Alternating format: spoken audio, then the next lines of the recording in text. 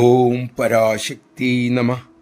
ഒരിക്കൽ അമ്മ പറഞ്ഞു, കർണൻ സൂര്യൻ്റെ പുത്രൻ, അതായത് പ്രകാശത്തിൻ്റെ മകൻ. എന്നിട്ടും ജീവിച്ചതോ ഇരുട്ടിൽ, അഹന്ത എന്ന ഇരുട്ടിൽ. താൻ പടുത്തുയർത്തിയ അഹന്തയിലാണ് കർണൻ ജീവിച്ചത്. അർജുനാകട്ടെ തൻ്റെ അഹന്തയെ കൃഷ്ണന് സമർപ്പിച്ചു.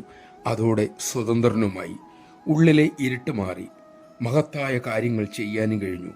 കർണൻ അർജുനന്റെ കഴുത്തിന് നേർക്ക് വിട്ട അസ്ത്രം കൃഷ്ണകൃപയാൽ കിരീടം തട്ടിത്തെറിപ്പിച്ച് കടന്നു പോവുകയായിരുന്നു. കർണൻ കരുതി വെച്ചതുപോലും അദ്ദേഹത്തിന് ഉപയോഗിക്കാൻ കഴിഞ്ഞില്ല. വ്യക്തിത്വ വികസനം നടക്കണമെങ്കിൽ മക്കളെ, അഹന്തയെ കൈവിടണം. അദ്വൈതമൊക്കെ തൽക്കാലം നിങ്ങൾ മാറ്റിവെക്കൂ. മനുഷ്യനെ മനുഷ്യനായി കാണൂ. മറ്റുള്ളവരുടെ ദുഃഖം സ്വന്തം ദുഃഖമായി കാണുക.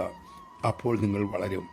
അങ്ങനെ കുറേ കഴിഞ്ഞാൽ ആത്മഭാവത്തിൽ എല്ലാവരെയും കാണാൻ സാധിക്കും. ആത്മീയ മുന്നേറ്റത്തിന് സാധനയും ഭാവനയും മാത്രം പോരാ മക്കളെ.